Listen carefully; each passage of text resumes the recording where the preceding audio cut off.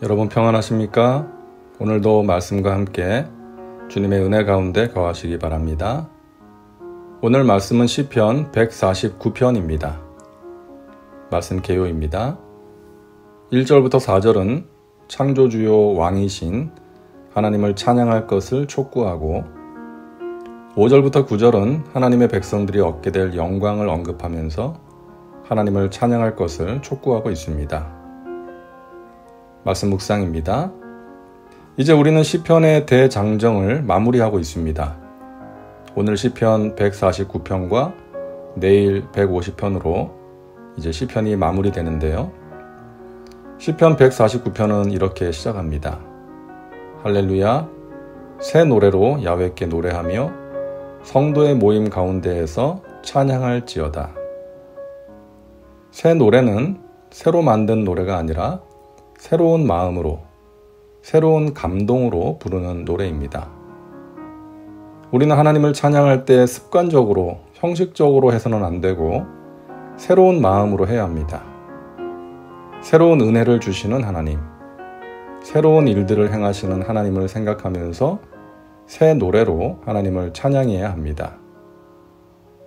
우리의 찬양과 예배가 생기를 잃어버릴 때가 있습니다. 아무 감동 없이 형식적인 예배를 드릴 때가 있는 것이죠. 왜 그럴까요? 새로운 은혜를 체험하지 못해서 그렇습니다. 하나님의 은혜와 능력, 그리고 하나님의 사랑이 오래전에 경험했던 추억이 되어버려서 그런 것입니다. 지난 한 주 동안 말씀과 기도로 하나님을 만났다면, 하나님께서 베푸시는 은혜를 체험하고 하나님께서 행하시는 일들을 경험했다면 우리는 새 노래로 하나님을 찬양할 수 있습니다. 새로운 마음과 감동, 감사와 기쁨으로 하나님을 찬양할 수가 있는 것입니다. 이스라엘 백성들이 새 노래로 하나님을 찬양하게 된 것은 홍해를 건넜을 때였습니다. 앞에는 홍해, 뒤에는 자신들을 죽이려고 맹추격하는 애굽의 군대, 사면초가의 상황에서 하나님께서는 홍해를 가르시고 이스라엘 백성들을 건너게 하셨습니다. 이스라엘 백성들은 홍해를 건넌 후에 진심으로 하나님을 찬양했죠. 춤추며 그의 이름을 찬양하며 소고와 수금으로 그를 찬양할지어다. 이스라엘 백성들과 미리암은 하나님의 위대한 구원을 보고 춤을 추면서 찬양했습니다.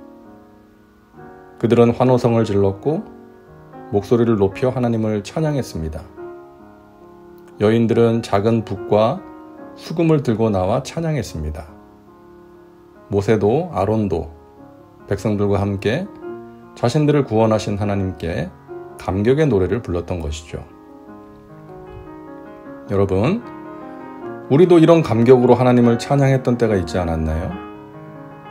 처음으로 십자가 사랑을 알게 되었을 때, 구원의 확신으로 날 구원하신 하나님께 찬양을 드렸고, 성령 세례 받고 방언이 터졌을 때 너무 기뻐서 하나님을 찬양했습니다.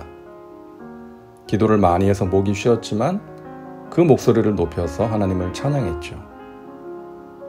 그리고 인생의 고난과 외로움 속에서 몸부림치다가 하나님의 은혜로 다시금 일어났을 때 감격의 찬양을 드렸고, 나의 간절한 기도에 가장 좋은 것으로 응답해 주신 하나님을 체험했을 때 그랬고, 전혀 예기치 못했던 은혜를 체험하고 하나님께 너무나 감사해서 눈물로 찬양을 드리기도 했습니다.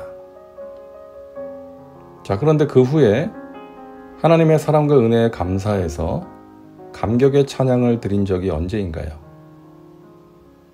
기억도 나지 않을 만큼 오래전 일이라면 혹시 우리의 영혼이 메말라버린 것은 아닌지, 하나님을 향한 감사와 열정이 사라져버린 것은 아닌지 점검해 보아야 하지 않을까요? 이것은 하나님께서 저에게 주시는 메시지고 우리 모두에게 주시는 질문이라고 생각합니다. 이스라엘 백성들은 반석에서 물이 나와 마시게 되었을 때 감격의 찬양을 드려야 했습니다. 하늘에서 만나가 내려왔을 때 찬양해야 했고, 불기둥과 구름기둥이 자신들을 인도할 때마다 하나님을 찬양해야 했습니다. 그러나 그들은 물을 마시느라 정신이 없었고 만나를 주워 담느라 정신이 없었습니다. 처음에는 감사하고 찬양했을지도 모르죠. 그러나 그것이 반복되면서 그것을 당연한 것으로 여기게 되고, 그러다 보니 감사도 사라지고 찬양도 사라진 것입니다. 그래서 자신들의 앞에서 인도하는 불기둥과 구름기둥을 보면서도 감사하지 않았고, 만나가 지겹다고 하면서 불평하고 원망하게 되었던 것입니다. 저와 여러분의 신앙이 형식적이 되지 않기를 간절히 바랍니다. 하나님께서 주시는 것들을 당연한 것으로 여기지 않기를 바랍니다. 하나님과의 관계가 익숙함이 아닌 친밀함이 될 수 있기를 바랍니다.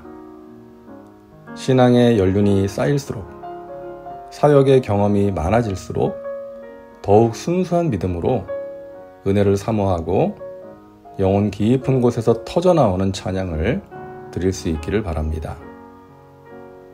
다윗이 언약궤가 다윗성으로 들어올 때에 기뻐서 춤을 춘 것처럼, 한 나라의 왕이었음에도 하나님께 감사하고 감격해서 그랬던 것처럼, 사람들 눈치 보지 말고 하나님 앞에서 어린아이처럼 찬양하고 예배할 수 있으면 좋겠습니다.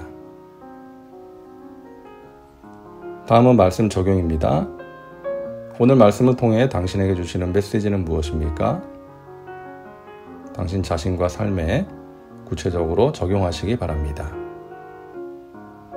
이제 기도합니다. 사랑과 은혜가 풍성하신 하나님, 오늘도 말씀과 함께 살게 하시니 감사합니다. 우리가 하나님을 찬양할 때마다 새 노래로 찬양하게 하옵소서. 새로운 마음과 감동으로 하나님을 찬양하게 하옵소서. 하나님을 생각하면 우리의 마음에 감사와 감격과 기쁨이 넘치게 하여 주시옵소서. 그러함으로 하나님을 예배할 때 기쁨과 감사의 찬양이 있게 하옵소서. 우리의 예배가 생기가 넘치는 성령 충만한 예배가 되게 하옵소서. 예수님의 이름으로 기도하옵나이다. 아멘. 오늘도 말씀과 함께 은혜 가운데 거하시기 바랍니다. 여러분 사랑하고 축복합니다.